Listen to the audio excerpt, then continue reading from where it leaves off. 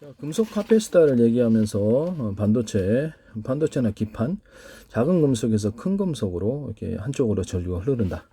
또는 얇은 쪽에서 두터운 쪽으로 전기가 흐른다. 이걸 가지고 다이오드 만들고 언오프 구조를 가지면 트랜지스터 자체의 전기를 축적할 수 있으므로 캐패시터 한쪽으로 전기 흐름으로 다이오드를 만들 수 있습니다. 작은 걸 쭉 놓거나 금속에 약간 두터운 부분을 만들어서 이걸 카패시터로 만들 수 있는데 동시에 트랜지스터도 만들 수 있습니다.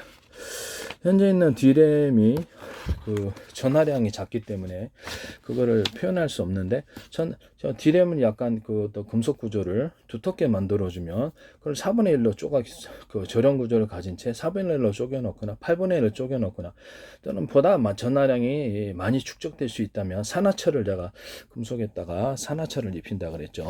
구리 금속에다가 이런 데다가 산화철을 입혀놓으면 보다 많은 전기가 축적이 됩니다.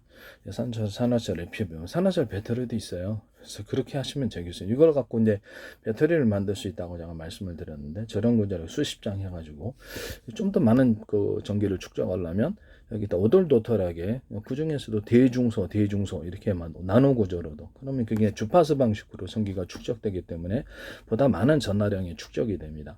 이와 같은 방식을 쓰시면 제 기술입니다. 또는 바를 바식으로 따가 대중소 바식으로도 되고 어떤 형태로도 두텁게 만들어주면은 전기가 보다 많이 금속 평면보다는 많이 축적된다는 거죠. 이렇게 해서 저렴 구조를 가지고 수십 장 수백 장 겹쳐서 이거를 배터리로 만든다. MLCC 기술에도 들어가고 동시에 이것은 태양 전지판으로도 들어갈 수 있습니다. 이따 전기를 확 걸어주면 전기선이나 구리선이 대중소되는 거죠. 그럼 주파수 방식으로 전기가 걸리고 이 금속판을 만들 때부터 나노 구조에서부터 구리알갱이를 대중소 이렇게 만들어주면 주파수 방식으로 전기가 저장이 된다는 거죠. 또는 이런 금속판에다가 아니면 구리 코일식으로도 제걸 어디서 이렇게 보셨는지 모르겠는데 제 페이스북에도 외국인이 5,000명인데 구리 코일을 가지고 태양전지를 만드셨더라고요. 그래서 여기 전기를 딱 걸어주는 건 제 방식이거든요. 전리층이 이제 태양빛을 유도한다고 오늘 우주 공간에 빛이 가득해야 되는데 왜 별에만 가득한가? 그것은 전리층에는 막대한 전기가 태양빛을 유도한다는 거죠. 태양빛을 전기가 태양빛과 빛으로 바뀌잖아요. 그러니까 이게 둘은 동질의 것이다라는 거죠. 그 중에서도 주파수 형태로 전기가 걸려 있다. 그럼 이거를 주파수 형태로 걸리기 위해서 전기선의 구리선을 테슬라는 이렇게 교류 앞뒤로 왔다가 전기 청소할 때 저는 에디슨의 직류를 그냥 전기를 흘려보내는 식으로 해서 송전 손실이 많죠. 저는 이제 전기선의 구리선을 대중소 만들어 두께를 틀리게 한다는 거예요. 그래서 왔다 갔다 이렇게 하는 유선 안에서 주파수를 표현할 수 있다고. 이건 동시에 동축 케이블이나 다른 데서 통신 방법으로도 유선 안에서 통신 방법으로 광섬유선 같은 데서도 광섬유의 안에서도 이렇게 두께를 틀리게 해서 광을 왔다 갔다 하면 광을 증폭하는 구조나 주파수 방식으로 해서 동력이 크다 그랬죠. 그 레이저 공격기 같은 데서도 굉장히 레이저 빛이 강해지고 이렇게 파워가 센 전기가 형성이 된다고 말씀. 이걸 이제 한전이나 전 세계 전기 송전하는 곳에서 쓰시거나 또 전원 공급기에서 쓰시면 제 기술입니다. 또는 전기선의 구리선이 똑같다. 그러면 하나는 한 선 또는 두 개, 세 개, 네 개, 다섯 개, 여섯 개, 일곱 개, 여덟 개 자동차라기 때문에 1차선부터 10차선 이런다는 거죠. 그래갖고 전기를 정확히 배분하는 이 방식을 사용하시면 제 기술이 되겠습니다. 어쨌든 모터 직전에서는 이 전기선의 구리선이 대중소 이렇게 틀린 것이 들어가서 주파수 방식으로 강한 동력이 필요한 곳에 A사 레이더도 들어가요. 이게 들어가거나 모터에도 서로 굵기가 틀린 구리선들이 이렇게 감아지면 주파수 방식으로 공급이 되는 거로 굉장히 파워가 강하게 돌리고 연구 자석도 만들어질 때부터 가로 구조에서 대중소 이렇게 만들어주고 한 덩어리 큰 것이 아니라 여러 겹으로 또는 수십 겹으로 또는 크고 작은 것도 들어갈 수 있어요. 그래서 스피커에도 들어가면 많이 들어가죠. 이 기술을 쓰면 파워가 세진다는 거죠. 모터의 파워가 세집니다. 모터의 파워가 세지고 앞으로 이거 다 쓰리라고 저는 생각합니다. 이 기술 쓰시면 제 기술이 되겠습니다. 이런 건전지 탄소봉도 가루 구조를 대중소 들어가고 어떻게 탄소봉을 그렇게 한 덩어리가 아니라 여러 겹, 수십 겹의 형태로 만들면 보다 많은 에너지가 축적이 된다. 여기서 아연판도 이렇게 여러 겹으로 또는 이산화망간 가루도 대중소 들어간다는 거죠. 그렇게 뭐 그 자동차 배터리 흑연 양극 음극재하고 양극재에서도 가로 구조에서부터 대중소 이렇게 들어간다 그랬죠. 대중소 이렇게 들어가고 한 덩어리가 아니라 이렇게 수십 겹으로 이렇게 들어가서 보다 많은 전기를 축적할 수 있다 이렇게 말씀을 드려요. 전해질 구조를 파이프를 만들어서 그 안에서 움직이는 구조를 외부 충격에도 강하고 전해질이 그 안에 파이프 안에 존재하는 거예요. 이거는 굉장히 속도가 빨라진다는 거죠. 그 다음에 양극재 분말 구조에서 다른 금속을 사용하는데 전기 전도도가 이렇게 틀리기 때문에 어떤 때 과전압이 일어나거나 불규칙한 전압이 일어날 때 이것이 스파크 현상을 일으켜서 발화연이 된다고. 그래서 같은 금속으로 대중소 만들어내면 전기가 흐르기 때문에 같은 금속으로 이렇게 입자구서부터 대중소 틀리게 만들어서 들어가시면 되겠습니다. PM 반도체에서도 서로 다른 금속으로 되어 있죠. 반도체 펠티어 소자에서도 이거를 같은 금속으로 대중소 만들어 가지고 그것을 PM 반도체 효과를 같은 금속으로 만드시면 제 기술입니다. 이게 이제 PM 반도체다 그러면 다이오드를 만든다 그러면 이런 평판에서 이쪽은 오돌도돌하게 두껍게 만든다 그러면 두텁게 만드는 방식이 오돌도돌하게 만들든지 이걸 그냥 금속 아예 덩어리를 두텁게 만들든지 바 형식으로 그 줄을 그어준다든지 이런 방식으로 해서 그러면 두터운 쪽으로 전기가 일방적으로 한쪽으로 흐르는 다이오드 현상을 만들 수 있다 그랬죠. 이게 이제 반도체, PM 반도체 사용되는데 이때 이 오돌도돌한 것을 나노 구조라도 대중소 들어가면 주파수 형태로 이게 전기가 걸리게 됩니다. 그러면 이 현상이 보다 강해진다는 PM 반도체를 이렇게 만들 수 있다는 거죠. 여기다가 이제 제가 더해서 이렇게 좀 더 많은 전기를 축적하기 위해서 산화철을 코팅한다 그랬죠. 예, 산화철 이렇게 HDD에서도 산화철 코팅 들어가고 산화철 배터리도 있어요. 그래서 산화철 코팅을 하면 그러니까 더 추가로 전기가 좀 더 많이 축적이 되고 이런 구리판 또는 이렇게 어떤 산화철 코팅에다가 유리석용 코팅, 옛사람 유리막 코팅제를 넣어서 절연막을 만들어 준다는 거죠. 그거를 이제 앞으로 반도체에서 캐패시터나 트랜지스터를 삼아준다는 거죠. 이해가 가시죠? 그래서 이게 산화철 구조에서부터 이렇게 어떤 자, 이렇게 말씀을 드렸지 않습니까? 이 작은 금속에서 큰 금속으로 간다고. 이게 다이오드로 만들어 금속에다 전기를 축적할 수 있어서 이거는 그 자체가 카패시터가 되고 또 온오프 구조를 가지면 트랜지스터가 되고 또는 이것을 전기선이 작은 금속에서 큰 금속으로 또는 얇은 금속에서 두꺼운 금속으로 흐르게 함으로 이쪽으로 이 다이오드가 된다고. 그럼 이걸 점으로 표현할 수 없을까? 그렇죠. 구리에선 안에 점으로 표현하면 이게 카패시터가 되고요. 트랜지스터가 되고 다이오드가 됩니다. 왜냐하면 이것이 더 두터운 쪽으로 전기가 흐른다 그랬죠.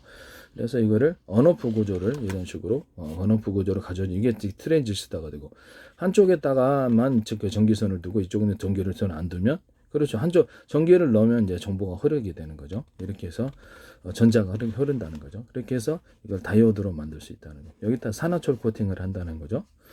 이렇게 이해를 하시죠. 그러면 이거를 갖다가 그 D램이 어떤 전하량을 많이 축적을 못하기 때문에 그런 금속을 약간 그 D램의 카패시터가 트랜지스터에도 돼요. 약간 금속을 약간 두텁게 함으로 보다 많은 전하량을 축적할 수 있다. 그러면 널널하잖아요. 내가 이제 전기를 10밖에 없으면 거기서 그 가난한 자에게서 저렇게 어떻게 나눌 수가 없죠. 그런 전기가 100을 갖고 있으면 거기서 이제 얼마든지 등급을 그것을 10분의 1로 나눠도 되고 4분의 1, 그러니까 이진법, 사진법을 적용하자면 그리고 두 군데 구역으로 나눠도 되고 네 군데 구역으로 나누고 그다음에 8군데 또는 16군데 구역으로 나눌 수도 있고 전하량을 많이 축적시키는 이 구조 자체가 그렇죠. 그 하나의 셀에 보다 많은 정보를 넣거나 또는 거기다 수많은 영가 1뿐만 아니라 수많은 변수를 만들어낼 수 있다는 게 제 이론입니다.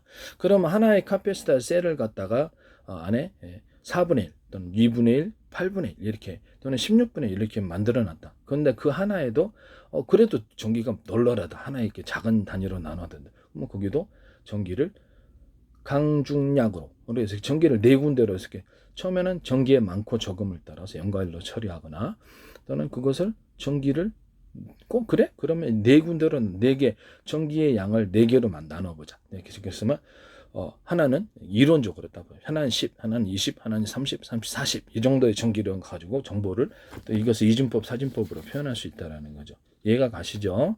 이거를 쓰시면 제 기술입니다. 그래서 이제 앞으로의 반도체 기술이 제 거를 다 쓰리라고 생각하고요. 문제는 무단으로 지금 쓰시고 계신 분들인데 제가 무단으로 제기를 쓰는 것이 지금 SK, 삼성, 그다음에 엔비디아도 이렇게 그다음 마이크론 그다음에 TSMC 도시바에서 쓰고 있는데 상류에서 하류로 이렇게 물이 이렇게 흐를 때 상류로 다시 물을 돌릴 수 있는 방법이라고 물탱크가 이제 콘크리트가 됐든 플라스틱이 됐든 콘크리트 참은 파이프를 통해서 계단식으로 위로 올리면 된다. 이거는 3D 반도체에서도 사용할 수 있다. 이 파이프가 이게 지금 수직 관통 기술이에요. 이렇게 해서 그래서 뭐 HBM에서 수직 관통 기술을 해서 그 안에 이제 이렇게 절연이나 코팅 구조를 가져가지고 그 안에 전기선을 넣어놨더니 통신선을 넣어놨는데 그렇게 되면은 다른 회로에 영향을 발열에 이상이 없이 회로에 영향을 주지 않고 이렇게 그 수직으로 계속 많은 것을 쌓아올릴 수 있거든요. 그래서 SK가 지금 낸드 플래시도 굉장히 또 단을 300 몇십 단 했죠. 310여 단인가 또 세가 이것도 이렇게 발열에 있어서 강하다는 거죠. 이 기술이. 그래서 이것 삼성도 쓰시는 것 같은데 이 기술은 제 기술이에요. 이걸 무단으로 쓰셨다는 거죠. 그리고 제가 실리콘 웨이퍼, 그다음에 유리기판, 플라스틱 기판에 유리석영 코팅제, 사람 유리막 코팅제를 넣어서 제조한다. 또는 거기 들어가는 구리 코일 같은 거, 구리 이제 이렇게 들어가잖아요. 그러면 구리에다가 유리석영 코팅제, 사람 유리막 코팅제를 넣어서 제조한다. 부산대 광메카트니스 정세영 교수님이 기술은 다른 걸 설명하면서도 이걸 쓰지 말아라 제가 말씀을 드렸죠. 기술은 엉뚱한 걸 설명하면서도 제품을 여기다가 넣어가지고 할까봐 그 얘기를 했었어요. 그래서 만들 때부터 그걸 넣어서 만드시고 거기 안에 텅스텐 들어가잖아요. 열이 많이 축적되잖아요. 무거워서 그래. 그러면 이 텅스텐 구리 합금으로 만들어. 그럼 열이 분산된다. 그래서 반도체에 열이 축적되는 문제를 해결할 수 있다. 이것도 제 기술이에요. 거기도 역시 유리석영 코팅제, 사람 유리막 코팅제가 들어간다는 거죠. 본딩 아이어 같은 기술에도 여기도 유리석영 코팅제, 사람 유리막 코팅제를 넣어서 제조합니다. 전기선으로 쓰는 구리선 또는 통신선으로 쓰는 구리선, 구리 동판 이런 데도 다 유리석영 코팅제, 사람 유리막 코팅을 넣어서 제조하고요. 철사, 철근, 그다음에 알루미늄이 됐든 뭐가 됐든 간에 금속 구조는 전부 다 어김없이 유리석영 코팅제, 사람의 것, 유리막 코팅제를 넣어서 제조한다. 그건 부식에 강하다라는 거예요. 또는 페인팅, 철근에다 페인팅을 한다고 했죠. 철근에다가 이렇게 페인팅을 할 때 염색제나 그림 물감, 그다음에 페인트 구조 이런 데다가도 유리석영 코팅, 사람 유리막 코팅을 넣어서 해주면은 그리고 또 한 개 부식을 방지하는 페인팅 이렇게 도막이 형성이 된다는 거죠. 그걸 이제 철근에다가 철사에다 적용할 수 있다는. 그럼 구리에다가도 페인팅 할 수 있게 당연히 구리 모든 금속에는 페인팅이 가능합니다.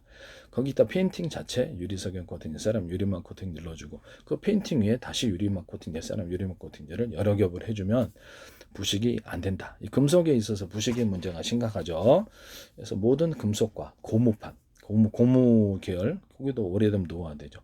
그 다음에 플라스틱 이런 데도 그림 물감 도색제, 엔진오일 윤환제 이런 데도 유리석영 코팅, 사람 유리막 코팅을 넣어서 제조한다는 이 기술은 쓰시면 제 기술입니다. PVC 간에도 안팎으로 이렇게 코팅을 해주면 기름이 잘 안 먹고요. 만들 때부터 넣어서 만들고 인쇄 잉크 같은 데도 넣습니다. 그래서 이렇게 하시면 종이에도 넣고 종이박스 비닐에도 넣습니다. 납성섬이 실이라든지 모든 실구조에 넣습니다. 그럼 이렇게 제품이 부드러워지면서 오염이 덜 타고요.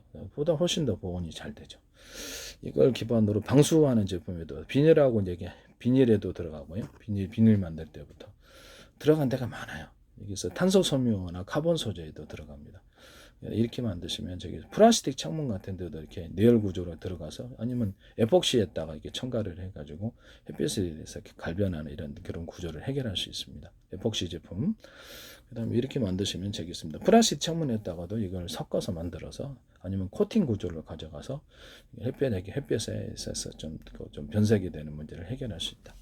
이걸 가지고 플라스틱 디스플레이 기판으로 디스플레이 액정 화면으로 만들 수 있다라는 거죠. 야같이 하시면 제 기술입니다. 그 다음에 기판 구조도 마찬가지고요. 플라스틱 기판, 유리 기판, 실리콘 기판에게 유리석영 코팅, 사람 유리막 코팅을 넣어서 제조한다. 유리 기판 같은 데도 나노 구조로 홈을 파서 접합 구조로 가져가 준다. 플라스틱 기판도 마찬가지고 그 안을 수평 터널을 판다. 그 안에 절연 구조나 코팅 구조를 이걸로 해도 되고 다른 걸로 해도 수직 터널을 판다. 거기도 절연 구조나 코팅 구조를 가져준다. 그러면 전기선 들어가고 통신선 들어갈 때 다른 회로에 영향을 미치지 않고 열의 간섭이 없게 된다라는 거죠. 그리고 플라스틱 기판을 할 때도 열에 의해서 휘어지잖아요. 그것도 하지만은 이렇게 플라스틱 기판 만들 때 가로 세로로 이렇게 해가지고 기존에 만들어진 제품 이런 거나 나는 뭐 이런 걸 해가지고 좀 더 강화된 플라스틱으로 뼈대 구조를 넣어서 제조하거나 이렇게 이런 식으로 이렇게 규칙적으로 이렇게 뼈대에 좀 강화져서 딱 펴주는 형태 쉽게 구부러지지 않는 형태로 만들어 놓습니다. 이 기술 쓰시면 제 기술입니다. 이것은 이제 유리에도 사용될 수 있고 플라스틱에도 사용될 수 있고요. 뭐 쓰이는 데가 많아요. 쉽게 열에 의해서 변형이 되지 않도록 이런 칼 제조할 때 제가 말씀드려요. 칼 같은 게 제조하거나 금속 제조할 때, 그럼 고무판, 플라스틱 제조할 때 기존에 만들어진 제품으로 뼈대를 멈추고 그다음에 고무 액상을 덮어주거나 플라스틱 액상을 덮어주거나 금속 액상을 이렇게 덮어준다는 거죠. 그 기술을 또는 금속 알갱이를 이렇게 집어넣어주는 기술 구조도 제가 말씀을 드렸죠. 금속 알갱이를 집어넣어주거나 기존에 만들어진 제품으로 고무판 같은데 동그란 알갱이를 집어넣어주면 탄성이 굉장히 강해진다 그랬죠. 이 기술은 제 기술이 되겠습니다. 기존에 만든 제품으로 고무판 같은 것도 겉으로는 한 겹으로 보이지만 여러 겹으로 또는 그 크기를 틀리게 해서 대중소로 만들어지면 탄성이 더해진다 그랬죠. 그래서 합성 고무를 천연고 못지않은 탄성으로 만드는 방법, 또는 동그란 알갱이나 그 알갱이를 넣어서 탄성을 만들어주는 방법, 또는 이거를 안에 나노 구조의 홈을 파가지고 이렇게 제가 저기 그 골판지, 종이 박스 골판지 만들 때 안에 또 홈을 파주는 이런 방법으로 여러 겹으로 겹쳐서 골판지를 대신한다. 이렇게 플라스틱 골판지도 이 기술을 쓸 수 있어요. 이것을 고무판에도 적용하거나 신발 밑창에도 에어층이 생기는 거죠. 이렇게 홈을 파줘가지고 여러 겹으로 만드는, 이게 이제 종이 박스로 만드는 골판지로 만드는 플라스틱 골판지를 있겠습니다. 그래서 이런 데도 고무판이나 플라스틱, 금속에도 이런 나노 구조의 홈을 파서, 나노 구조가 아니죠. 거기는 골판지는 좀 홈이 좀 커야지 쿠션이 생기는 거죠. 접합 구조에도 이렇게 나노 구조 홈을 파서 접합을 하는. 그리고 크기는 좀 더 크게 할 수도 있어요. 너무 깊이만 안 하면, 깊이하면 좀 떨어지죠. 그래서 그렇게 해가지고 유리 기판을 접합해서 수평 터널과 수직 터널을 판다. 플라스틱 판도 그렇게 한다. 이 기술은 제 기술이라는 것을 말씀을 드립니다. 일단 남의 기술을 도둑질해서 상업화시키지 맙시다. 그래서 제가 그 기술은 엉터리라고 생각하시는 분이 있는데 그분은 이제 잘 모르셔서 그러시는 거고요. 저는 결코 엉터리 기술을 발표하지 않고 제 기술이 이미 반도체 회사들이 무단으로 쓰시는 분들이 굉장히 많다라는 것을 전 세계 대기업에서 저는 그것을 보고 있기 때문에 제 페이스북에 국정원 행정안전부 노동부 경찰청 그다음에 주한미 대사관 서울시 인천시 국가의 기관이 굉장히 광고를 많이 내셨어요. 그 후로 카이스트에서도 제 기술이 많이 나와요. 삼성에서도 나오고 SK에서도 많이 나오고 SK 브로드밴드에서 지금 이런 와이파이 있지 않습니까? 와이파이였다가 제가 이렇게 그 어떤 파형이 틀린, 서로 파형이 주파수 대역이 틀리다는 건 파형이 틀린 그런 신호를 처리해서 여러 가지 가령 SK 와이파이에서 통신사가 틀려도 그것을 신호를 이렇게 처리하기 위해서 제가 이제 이게 여러 주파수 대역을 갖다가 다 처리할 수 있는 멀티 이런 그 와이파이를 만드셨는데 이 기술을 제가 침해했다 그랬죠. 제 기술을 데스크탑이나 노트북 또는 아니면 이렇게 스마트폰 또는 무선 TV 일단 이렇게 무선 통신 장치에 AM, FM 라디오처럼 서로 파형이 틀린 전파를 동시에 송수신할 수 없느냐라는 거죠. 우리 라디오는 하나씩 틀잖아요. 그럼 10개도 20개도 동시에 틀면 그게 통신 채널이 된다는 거죠. 이 기술은 제 기술입니다. 굉장히 비싼 기술인데 이거를 부산대 광맥카트리에서 김창섭 교수님이 이걸 하시던데 YTN에서도 역시 레이저파를 자율주행창에 쓸 때 서로 파형이 틀린 레이저파를 쏘시더라. 그래서 다시 그걸 송신하고 수신하시더라. 그래서 내가 깜짝 놀랐다. 이것은 내가 유성통신에서도 서로 파형이 틀린 레이저파를 갖다 묶어서 쓰면 또는 이렇게 레이저 공격기 같은 데서 서로 굵기가 틀린 레이저빛을 이렇게 레이저 공격기나 가공기에서 묶어서 쏘면 거기 이제 좌표와 숫자 방식으로 쏩니다. 그럼 융합열이 발생하는 방식이에요. 근데 이거는 전파니까 서로 파형이 틀린 이렇게 전파를 갖다가 레이저파를 갖다 묶어 쏘면 이건 환자 부목되듯이 멀리 가고 뚜렷이 간다. 이 기술 쓰시면 제 기술입니다. 이걸 쓰시더라고요. 그래서 서로 파형이 틀린 여러 개의 전파를 묶어 쏘는 방법은 워키토키에도 적용하거나 그래서 멀리 워키토키나 스마트폰 같은 이동통신으로 적용 군에서 사용할 수 있습니다. 군에서 사용하지 마세요. 어떤 것을 쓰는지 알 수가 없어요. 비밀통신이 되고 수시로 바꿀 수도 있고 전파를 무한 창출할 수 있습니다. 기존의 이동통신에서 같은 전파를 묶어 쏜 적이 있어요. 그렇지만 서로 다른 전파를 묶어서 쏘는 경우는 없었다라는 것을 다시 한번 말씀을 드립니다. 2개를 썼는지 3개를 썼는지 4개를 썼는지 10개 썼는지 알 수가 없고요. 수시로 바꿀 수가 있고 무한 변수가 나오는 거죠. 이 기술은 제 기술입니다. 거기다 각각 정보를 담을 수 있는 거죠. 그리고 거기 저기 컴퓨터 같은데도 아니면 스마트폰 이렇게 뭐 유성통신이나 무선 장비에서 무선 송수신 장비에서 와이파이도 되죠. 그래서 서로 파형이 틀린 여러 개의 전파를 AM, FM 라디오 하나만 틀잖아요. 그런 거 거기는 이제 송수신만 하죠. 그래서 여기는 송수신으로 해서 20개, 40개를 동시에 받아들이면 어떠냐라. 무선 충전할 때 이 기술을 사용할 수도 있어요. 무선 충전 기술 전파로. 그다음에 하나의 파형만 이렇게 받을 필요가 뭐가 있습니까? 수신 우리가 유선이든 무선이든 로봇이든 드론이든 뭐 가전제품이든 충전하는 데가 5군데 10군데일 수도 있다. 그럼 빨리 충전이 그 안에 이제 배터리를 각각 달아놓으면 얼마나 빨리 충전이 되겠냐라는 겁니다. 이 기술은 제 기술입니다. 일단 또 같은 전파라면 호출 번호만 돼. 거기 데스크탑에 호출 번호가 100개 있다. 뭐 그러면 그 100개의 통신 채널이 생기는 거잖아요.